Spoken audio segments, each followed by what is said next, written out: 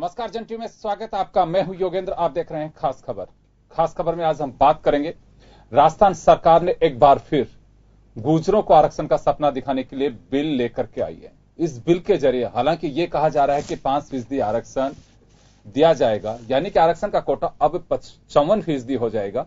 लेकिन अगर बिल की बात करें तो बिल में पहले जो 2 बिल आ चुके हैं, ये तीसरा बिल है 10 साल के भीतर। इसमें महज यह है कि धारा 3 और 4 को मर्ज करके सरकार को वो राइट दिए गए हैं जिसमें अधिसूचना जारी कर सकती है। हालांकि जो अभी तक विश्लेषक और विशेषज्ञों का मानना है कि इसकी कोई आवश्यकता नहीं है। अभी तक जो रिजर्वेशन मिला हुआ, चाहे वो एसटी को हो, चाहे एससी को हो या ओबीसी को, उसमें किसी बिल की आवश्यकता नहीं पड़ी है। वो महज एक अधिसूचना के जरिए ही जारी किए गए थे, उन्हें आज तक रिजर्वेशन मिल रहा है। गुर्जरों के लिए भी यही हो सकता है। इसका पुरजोर विरोध भी किया गया। भाजपा के ही नेता घनश्याम तिवारी और प्रहलाद गुंजल ने साफ कहा है कि महज ये एक दिखावा है और गुर्जरों को ठंडे छींटे देने की कोशिश की जा रही है, जो किसी भी तरह से तर्कसंगत नहीं है। ये न्यायोचित नहीं होगा। इसे कोई भी चैलेंज करेगा, क्योंकि जब अधिसूचना जारी करने का अधिकार पहले से सरकार के पास में, तो नए बिल की आवश्यकता क्या है। खैर चले, हम तमाम पहलुओं को छूने की कोशिश करेंगे कि इस बिल के मायने क्या है, पूरा मजमून जो है इस मुद्दे का वो जरा देखिए। और फिर हमारे साथ हिम्मत सिंह गुर्जर, जो गुर्जर समाज के नेता है, एके जैन साहब विधिवेत्ता हमारे साथ हैं, और फूलचंद भिंडा भाजपा नेता हमारे साथ रहेंगे, जो विधायक भी हैं, उसमें वो इस बिल पर बोल भी चुके हैं। एक बार जरा देखिए क्या है माजरा।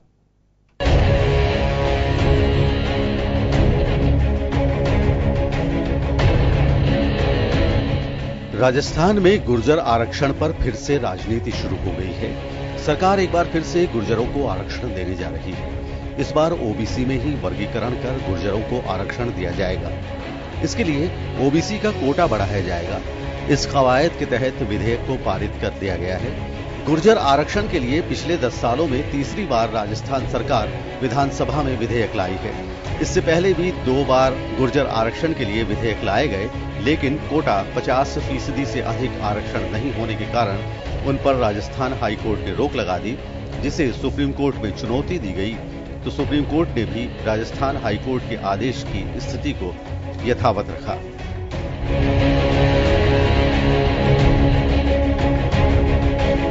सरकार के इस फैसले पर विपक्ष सरकार पर गुर्जरों के साथ धोखे का आरोप लगा रहा है। कांग्रेस का कहना है कि सरकार की मंशा केवल गुर्जर समाज के साथ धोखे की है। कांग्रेस का आरोप है कि सरकार चुनाव से पहले गुर्जर समाज के साथ छलावा कर रही है। सरकार इस मामले में कतई गंभीर नहीं है। बीजेपी के ही कई विधायक इस बिल से संतुष्ट नहीं हैं। विधानसभा में विधेयक पर चर्चा के दौरान भाजपा के ही विधायक प्रहलाद गुंजल ने सवाल खड़े किए हैं। प्रहलाद गुंजल ने कहा कि राजस्थान सरकार का ये विधेयक गुर्जरों के साथ बेईमानी साबित होगा। गुंजल ने कहा कि इस विधेयक का वही हश्र होगा जो पिछले 2 विधेयकों का हुआ है।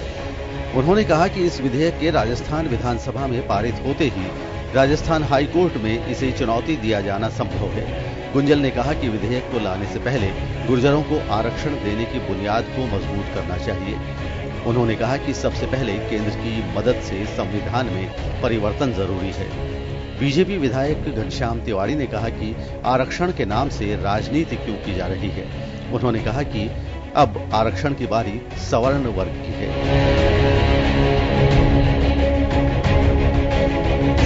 राजस्थान में गुर्जरों को 5% आरक्षण देने के लिए अलग से जो एसबीसी स्पेशल बैकवर्ड क्लास बनाकर आरक्षण दिया गया था, उसे नोटिफिकेशन के जरिए खत्म किया जाएगा।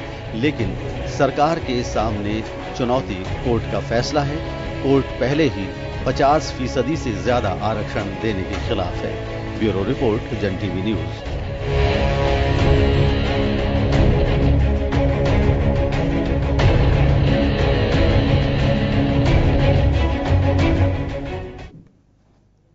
तो आपने सुना कि तीसरी बार ये बिल लाया गया है और इसमें सरकार को वो अधिकार मिल गया कि जिसके जरिए वो अधिसूचना जारी कर सकती है। यहां सबसे बड़ा सवाल यही है, और विधानसभा में भी इसी बात को लेकर के विधायकों ने आपत्ति दर्ज कराई कि सरकार के पास ये राइट पहले है तो बिल और एक्ट की आवश्यकता क्या पड़ती है। चाहे एसटी के आरक्षण की बात हो, चाहे एससी को या फिर ओबीसी की हो, हमेशा अधिसूचना के जरिए इन्हें आरक्षण की सुविधाएं मुहैया कराई गई हैं। एक जैन साहब हमारे साथ हैं। जैन साहब, इस बिल के भविष्य को लेकर के क्या माना जाए? देखिए, जहां तक एक सबसे पहला प्रश्न आपने पूछा है कि इस बिल का भविष्य क्या है, इस बिल का भविष्य वही है जो पहले लाए हुए बिल्स का हुआ। आप नई बोतल में पुरानी शराब लेकर आ गए, नए नाम से वही पुराने प्रावधान लेकर आ गए हैं। मैं थोड़ा सा इससे आगे हटकर एक बात कहूंगा कि इस 4 दिन के सेशन में मात्र यही बिल नहीं और जितने भी बिल सरकार ने टेबल किए हैं उनसे एक बात जाहिर हो रही है कि राजस्थान के जो लेजिस्लेटिव विंग है, लेजिस्लेटिव डिपार्टमेंट है, उनकी अकल का दिवाला निकल गया। लेजिस्लेशन वो लोग बनाकर ला रहे हैं जिन्होंने संविधान के लेजिस्लेशन प्रोविजंस का जानकारी नहीं है या जानबूझकर ऐसे बिल बनाए लेके जा रहे हैं जिनकी कोई कानूनी मान्यता नहीं रहने वाली है। आपने सब जगह शोर ये मचाया था कि हमने ओबीसी का जो राजस्थान में हमारा रिजर्व 21% है उसको बढ़ाकर हमने 5% एक्स्ट्रा जोड़ा है और 5% एक्स्ट्रा के लिए एक अलग क्लास क्रिएट की है। आप इस पूरे बिल को पढ़ें, ऑब्जेक्ट में इन्होंने जरूर कई बातें लिखी हैं, बिल के अंदर कहीं भी नहीं लिखा है कि शेड्यूल में वर्णित क्लास को 5% रिजर्वेशन दिया जाएगा। अगर आप इस पूरी शेड्यूल में जिन कास्ट को शामिल किया है और जिनको भविष्य में आप इसमें ऐड कर सकते हैं, उनका फिक्स ही नहीं किया कि इनको कितना कोटा दिया जाएगा। जैसे एससी के लिए कोटा फिक्स है, एसटी के लिए कोटा फिक्स है, ओबीसी के लिए कोटा फिक्स है। अगर आप ये नई क्लास क्रिएट कर रहे हैं, आप समझते हैं कि आप इसको कोर्ट में जस्टिफाई कर देंगे, तो आपको ये भी देना चाहिए कि 5% सीटें, जैसे हॉरिजेंटल जो रिजर्वेशन होता है जिसमें विकलांगों के लिए भी होता है, अलग अलग होता है, पर ये वर्टिकल रिजर्वेशन है। इस वर्टिकल रिजर्वेशन में भी आपको बताना तो पड़ेगा कि 5% हमने किया वर्टिकल में, हमने दूसरे साइड को की ये 50% सीमा आप क्रॉस कर जाएंगे। आप कहीं अपने मुंह से लिखना भी नहीं चाहते कि हम 50% की सीमा क्रॉस कर रहे हैं और लोगों को आप मूर्ख बना रहे हैं कि हमने 26% कर दिया रिजर्वेशन। तो ऐसे कानून का, इस कानून को अब फिर सरकार अपनी बद पिटवाना चाहती है, या सरकार ये समझती है कि हमने हमारे लीगल लड़ाई के लिए फिर एक कोई फालतू खर्चा करने के लिए, वकीलों को ऑब्लाइज करने के लिए कोई बिल लाए हो, तो बात अलग है। कानूनी रूप से इस बिल की न तो कोई अहमियत है, न कोई मान्यता है, न कोई, क्योंकि 5% रिजर्वेशन कहां दिया है। ऑब्जेक्ट क्लॉज जो होता है वो बिल नहीं होता। जो नंबर 1 से लेकर नंबर 9 तक इसमें कानून बनाएंगे, उसमें कहीं भी आपने ये नहीं कहा कि हम शेड्यूल में वर्णित क्लास को 5% कोटा अलग से प्रदान करेंगे। तो इसका कोई मतलब इस मायने नहीं रहता। ये सिर्फ एक मूर्ख बनाने जैसी बातें हैं, जो ऐसा लगता है कि फिर एक लंबी लड़ाई छेड़ने की इन्होंने प्रक्रिया कर दी, फिर दिल्ली से बड़े बड़े वकील करके लाएंगे, फिर अदालतों का और जनता का समय खराब करेंगे, और कुछ इसमें होने वाला नहीं है। हिम्मत सिंह जी, आप लोगों के साथ टेबल टॉक भी हुआ था सरकार का, क्या यह एक एजेंडा था कि हम अधिसूचना जारी करने के लिए एक बिल लेकर के आएंगे? देखिए, हमारा जो समझौता हुआ उस समझौते में स्पष्ट था कि हम 21 से 26 बढ़ा के ओबीसी का रिजर्वेशन बढ़ाएंगे, उसके बाद में हम आपको 5% की अलग से कैटेगरी बनाएंगे, वो वर्गीकरण करेंगे ओबीसी का। अब इन्होंने, जैसे जैन साहब ने कहा और जैसा मैं बिल भी देख रहा हूं, उसमें कहीं नहीं लिखा कि हमें 5% दिया जाएगा कि नहीं दिया जाएगा। क्या ये बिल है या नहीं है, इसकी कोई आवश्यकता नहीं थी। इनमें प्रावधान में लिखा, इन्होंने केवल ये लिखा कि ये हम इसकी पावर देते हैं सरकार को। भाई, आपके पास पावर किसने छीने थे? सरकार ने जब पावर नहीं थे तो हमसे समझौता क्यों करते हैं? जब आंदोलन होता है तब समझौता किया जाता है और समझौते के बाद में उसकी पालना नहीं की जाती है। जब हमारा 2007 का आंदोलन था, उसके बाद में सरकार ने एक समझौता किया कि हम एसटी की चिट्ठी भेज देंगे। आज तक उस चिट्ठी का कोई जवाब नहीं है, न कोई आज तक भेजी है इन्होंने। तो ये समझौते करके सरासर धोखा देती है कि उस टाइम में जब आंदोलन होता है तो चारों तरफ जब दबाव आता है सरकार के पास, तो दबाव में समझौता कर लेती है, उसके बाद में मुकर जाती है। अब दोबारा से हम भी समाज के बीच में जाएंगे और समाज को बताएंगे कि बार बार सरकार धोखा दे रही है, इसका आखिर हल क्या है। क्योंकि जैसे जैन साहब ने बताया कि अदालतों का समय खराब करना, जनता का समय खराब करना, केवल ये बिल लॉलीपॉप टाइप करा है, न इसमें कोई विधि विशेषज्ञों की कोई राय ली गई है।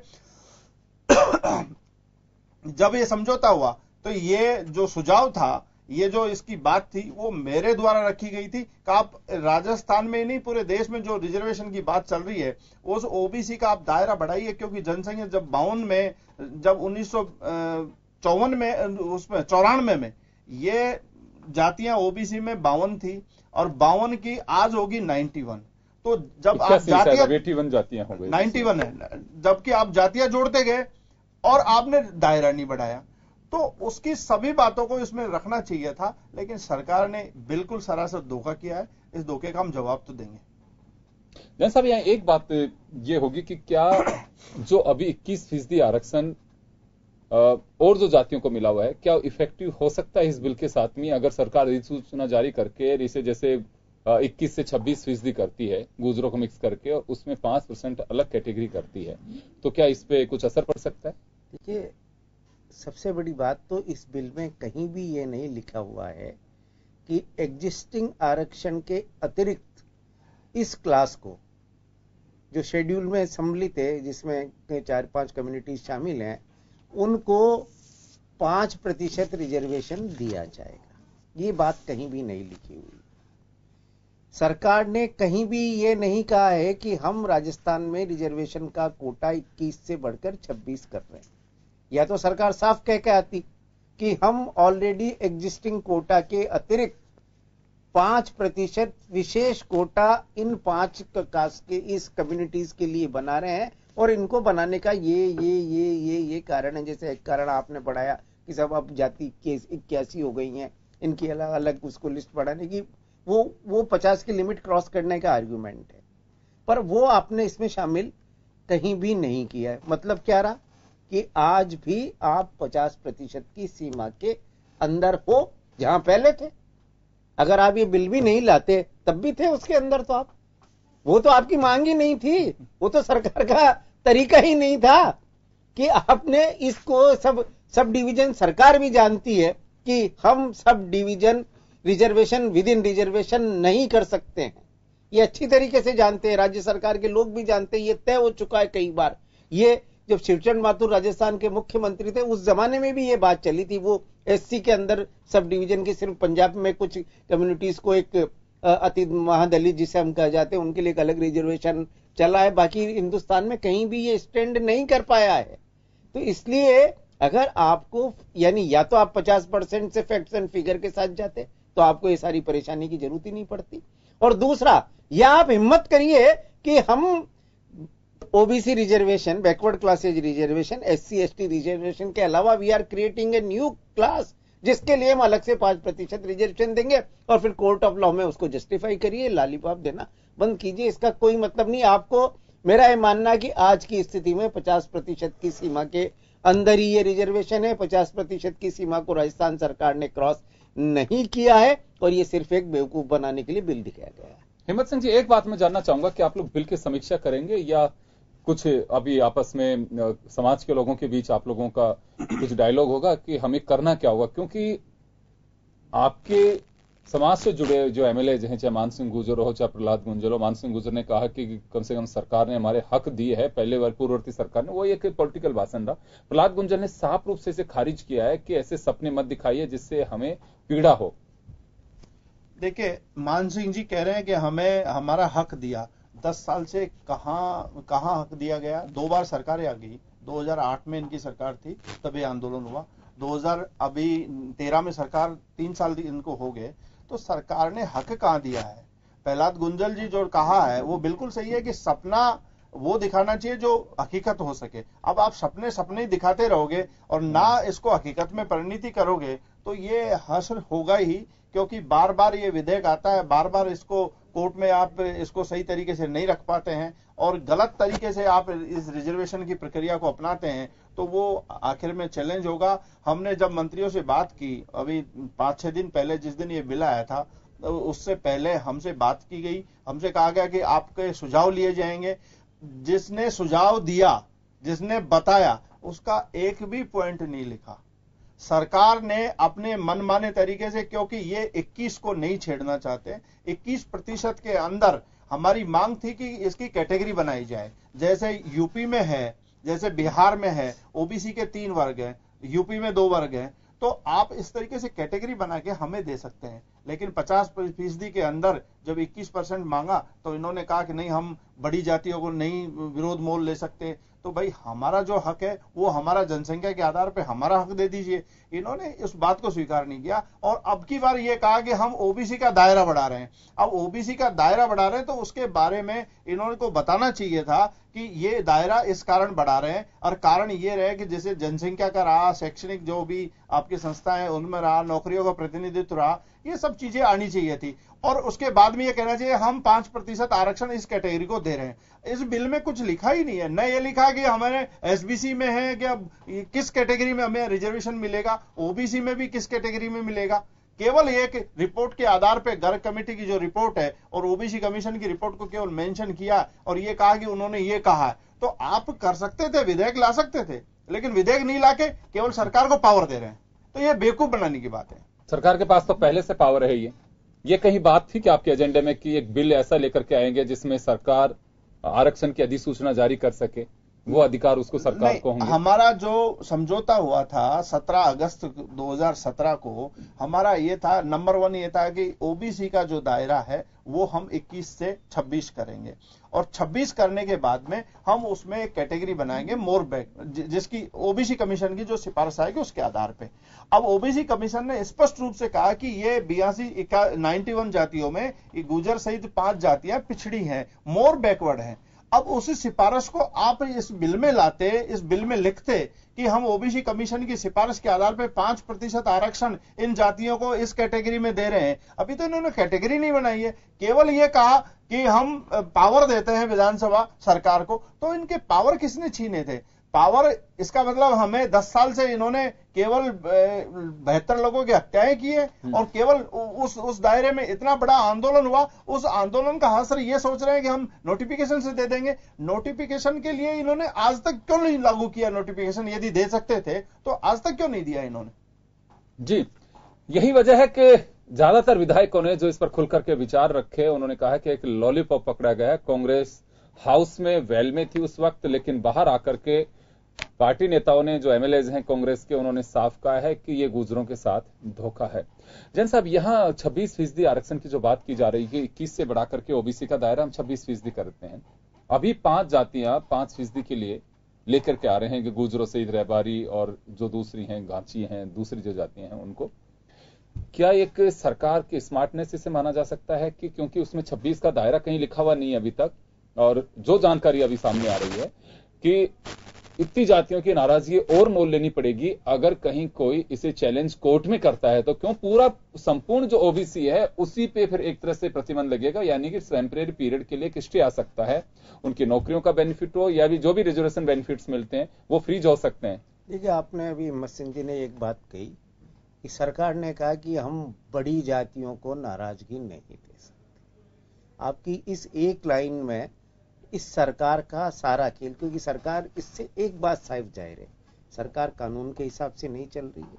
सरकार का कंसिडरेशन बैकवर्ड्स का भला नहीं है, बल्कि सरकार इस आधार पर चल रही है कि हमारा को, चाहे वो ऑलरेडी रिजर्वेशन प्राप्त कर चुके हों, चाहे वो सफिशिएंटली रिजर्व हो, क्योंकि एडिक्वेटली रिप्रेजेंट, क्योंकि संविधान में वर्ड है adequate representation, not the proportionate. ऐसा नहीं है, वर्ण व्यवस्था नहीं है कि जितनी आपका प्रतिशत है उतनी ही प्रतिशत सीधे, एडिक्वेट रिप्रेजेंटेशन आपका होना चाहिए। और जो राजस्थान हाईकोर्ट का जजमेंट आया था, जो सुप्रीम कोर्ट ने भी स्टे नहीं किया है, उसमें भी शब्द एडिक्वेट, उन्होंने कॉन्स्टिट्यूशन एडिक्वेट रिप्रेजेंटेशन प्रोवाइड करता है, नॉट द प्रोपोर्शनेट। अब आपने क्या कर रखा है, उन्होंने कहा हम यहां पर डिवीजन करेंगे कि सब ये बैकवर्ड क्लासेस को प्रॉपर रिप्रेजेंटेशन नहीं मिला है, और इस बैकवर्ड क्लास को, क्योंकि वो फिगर जिस चीज की आप बात कर रहे हैं वो तो हाईकोर्ट के जजमेंट में लिखा हुआ है कि किस जाति को, कुछ उन्होंने पॉइंट आउट किया कि देखिए इन जाति के इतने सारे लोग ऑलरेडी रिप्रेजेंटेशन प्राप्त कर चुके हैं। आपकी हिम्मत नहीं है, या तो आप रिजर्वेशन का दायरा बढ़ाइए, और या आप कह दीजिए कि हम नाटक कर रहे हैं, क्योंकि चे गवारा ने जिसने कहा था कि electoral democracy is not the best form of democracy, because यहां पर सब कुछ वोट गिनकर किया जाता है, और वही इस मामले में हो रहा है। चलिए, फुलचंद जी भिंडा साहब हमारे साथ हैं, सीनियर एमएलए हैं बीजेपी के। भिंडा साहब, आपका स्वागत भी है, और इस बिल पर उंगलियां उठ रही हैं कि सरकार महज गुर्जरों को धोखा दे रही है, धोखे में रखी। हिम्मत सिंह गुर्जर हमारे साथ गुर्जर समाज के नेता हैं, इनके हाथ में बिल है, इनका कहना है कि हमारे साथ धोखा किया गया है। फिर मैं कल भी बोला, नहीं आज ही बोला हूं मैं, इसमें वास्तव में जो आरक्षण का सिस्टम है ना, उसको एक तरह से पॉलिटिकली हो गया। शुरू में ये politically, socially and economically backward का था संविधान में जी, संविधान में ऐसा था। उसके बाद में 72 तक कुछ हुआ नहीं। 72 के बाद में जब सरकार बदल गई तो 80 में मंडल आयोग बन गया, फिर वो 93 में लागू कर दिया वीपी सिंह जी ने। उसके बाद जब ये चीजें आई तो रिपोर्ट में ये आया, 72 की रिपोर्ट में तो ये आया रिजर्व बैंक की में कि गरीब ज्यादा गरीब बढ़ी है, गांव का आदमी ज्यादा गरीब हुआ है। 93 में जो आ गया, 93 के बाद जब आरक्षण लागू हुआ तो गुर्जर समाज को भी ऐसा लगा कि कंप्यूटरी हमारा कमजोर है, वो रिपोर्ट में भी आया सारा। और निश्चित तौर पर इसके बारे में मैं तो पहले भी 4 बार बोला हूँ उसमें कि मिलना ही चाहिए, क्योंकि हालांकि जयपुर जिला उसमें नहीं है, अपने क्या कहते हैं उसमें देवनान बोर्ड में, फिर भी मैं बार बार मांग करता हूँ क्योंकि जयपुर सिटी की आबादी भी जुड़ गई, इससे परसेंटेज कम हो गई। वरना मैं तो गुजरों की हालत में जानता हूँ किस रूप में वो रहते हैं। मैं तो एक बार बोला भी, यही बोला हूँ कि मेरे यहाँ देख लो आप कि गुजर डिजर्व करते हैं कि नहीं, आकर देखो सही। तो निश्चित, लेकिन इसमें जो स्पष्ट कोई चीज हो नहीं पाई, ये मैंने आज भी रखा है जी। इसमें निश्चित तौर पर एक बात और है इसमें, जो हमें जो जानकारी चल रही है, आर्टिकल, सॉरी माफ करिएगा, जो बिल के सेक्शन 3 और 4 उसको मर्ज करके पुराने बिल के सरकार को अधिसूचना जारी करने का अधिकार दिया गया है। तो सरकार का अधिकार छीना किसने थे? ऐसा था, ST/SC का भी अधिसूचना से, ओबीसी का भी। इस कारण से अब वो क्यों ऐसा किया गया मैं कुछ नहीं कर सकता, और लेकिन इतना जरूर है कि 3 बार हो गया ऐसा। अब गुर्जर समाज भी होता है कि हम सोचते हैं कि ठगा से महसूस करता है, हम ये सोचते हैं कि ऐसा क्यों, देना भी चाहते हैं और फिर दे भी नहीं पा रहे हैं। ये दो चीजें ये संशय पैदा करती है। और निश्चित तौर पर ये तो प्रूव है, कोर्ट ने भी कर दिया कि भाई ये डिजर्व करते हैं, और वो और जाते हैं थोड़ी ना जी। लेकिन मैं एक बात जानना चाहता हूं मिंदा साहब, एक पार्टी लाइन से अलग हट करके देखिए, आरक्षण का अगर आंदोलन होता तो उसका दंश पूरे समाज को झेलना होता है। वो जब कहीं रास्ते जाम होते हैं, आगजनी घटनाएं होती हैं, प्रदेश पहले लंबे समय तक इस तरह का दंश झेल चुका है, इससे कोई अछूता नहीं रहता है। जब मालूम है इस बात को लेकर के कि ये कोर्ट में भी चैलेंज हो सकता है, कोर्ट को छोड़िए जब ये लागू हो ही नहीं सकता, इसमें कुछ चीज स्पष्ट ही नहीं है, तो ऐसे बिल पर क्या पहले से चर्चा नहीं की जानी चाहिए थी, विधि वेताओं से बात की जानी चाहिए थी? तो ये तो महज एक साफ दिखावा है, और जो जैसी लॉलीपॉप जो किसी के गले भी उतर सकता है, यानी कि रसगुल्ला आप पन्नी में देख करके उसे चूसने के लिए मजबूर कर रहे हैं। सरकार की तरफ से जो उत्तर आया उसमें तो उन्होंने आश्वस्त किया है, लेकिन ये जो आपकी शंका है ना, ये सबकी शंका है। मैंने ये भी कहा कि इसके कारण से ओबीसी जो है ना वो भी आशंकित हो गई, उनको मिला ही नहीं और वो बिना वजह आशंकित हो गई। और उसमें देखो इन टोटल जो है ना, अब अपन ने अगर उस सब 3 शब्दों को करें, पॉलिटिकली, सोशली और इकोनॉमिक बैकवर्ड, तो वो 14% भी है अब तो। ये तो हमारा परिणाम है देश का कि 67 साल में हमने इकोनॉमी ऐसी लाई जो हमारा जो एक तरह से वर्चस्व वाला वो था, जिसमें ब्राह्मण राजपूत आते हैं, वो भी गरीबी रेखा में चले गए, उनको भी मिलना चाहिए। सोशली वो भी इकोनॉमिकली बैकवर्ड है, लेकिन इनका इन टोटल सोचा जाना चाहिए। और देखो इस आरक्षण का लाभ नीचे उतर ही नहीं रहा है, ST/SC में भी नहीं चाहिए, नीचे उतरे। चलिए, तो कुल मिलाकर के ये कहा जा सकता है कि आरक्षण की एक ऐसी पहेली बनकर के रह गई है, और खासकर यह बिल जो कैसे सुलझेगा। माननीय विधायक महोदय हमारे साथ बैठे हैं, पार्टी के खुद हैं, खुद ने विधानसभा में बोला, ये बात सही कह रहे हैं कि इन्होंने खुद ने अपनी आशंका जाहिर की थी कि मेरे खुद के समझ में नहीं आ रहा है कि आपने बिल कैसा लेकर के आए हैं।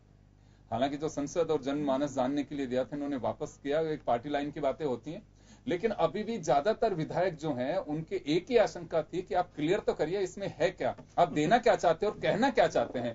तो वो ये कह रहे हैं कि हम अधिसूचना का पावर तो दे रहे हैं, अधिसूचना जारी करेंगे सब क्लियर हो जाएगा, ऐसा उनका आश्वासन था। नहीं, वो तो पावर है मिंडा साहब, ये बात भी आपके गले उतर रही है कि अधिसूचना SC का आरक्षण हो, चाहे ST का हो, चाहे OBC का हो, ये आरक्षण पहले से जो जारी कर रखे हैं वो सारे अधिसूचना के जरिए किए गए हैं।